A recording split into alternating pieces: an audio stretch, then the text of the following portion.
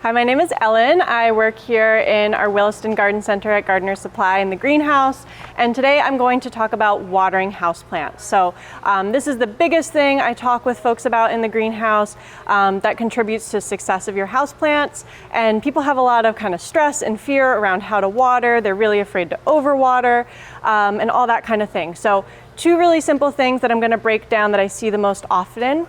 One is that giving a lot more time in between waterings for your plants to dry out. And the second piece is really using a good amount of water when you do water your plants. There's this misconception that plants drink like we do. So people are giving their plants lots of little sips of water. Oh, it's been a couple days, it needs a drink. I'll put in a little cup of water, but really what that's doing is keeping the soil constantly wet. So most plants are adapted to, in nature, surviving some drought. So they're usually a lot happier to dry out almost completely between waterings than having lots of little sips of water. So your goal between waterings is to almost let the soil be completely dry. And for that to happen, I look for cues from the plants. So one indicator that you can use is the color of the soil. And when soil is dry, it has this kind of gray, brown, dusty color. So that's a really good indicator that it's time for a drink. So peace lilies are super dramatic. They're going to show you when they're thirsty by wilting really dramatically like this. So this would be a good sign that it's ready for a drink. And this is what the soil will look like when it doesn't need a drink and it's nice and hydrated. It has this dark chocolate brown color. And you can actually feel a little bit of the dampness in the soil as well. And then the other thing is the weight of the pot. So if you lift up on the pot and it's nice and light, that means it's time for a drink. Versus this plant over here, that's fairly heavy, and when you look at the leaves, they're nice and perky. So this one does not need a drink.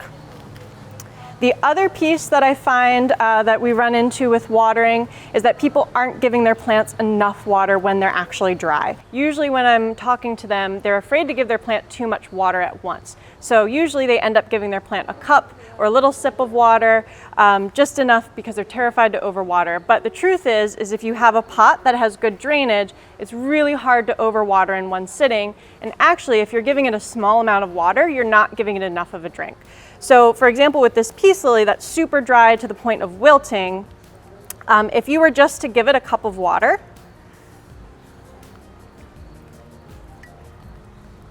most of that water is going to go straight through the pot.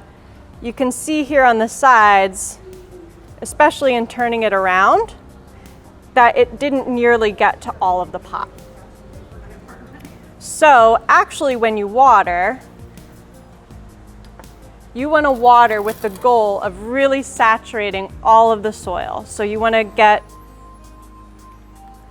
around all the edges of the pot, let it soak through a little bit.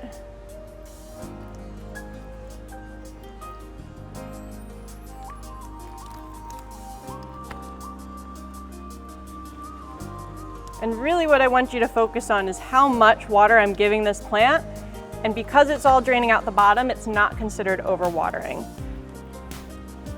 And actually, when the soil is really dry, it needs this much moisture to rehydrate. And I'll probably hit it one more time for good measure.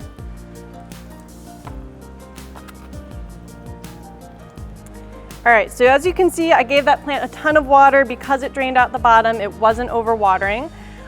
So hopefully your big two take-homes from this is really letting your plants dry between waterings, making sure and checking that they're really dry before you go ahead and water them, and then when they are dry, giving them a really good drink.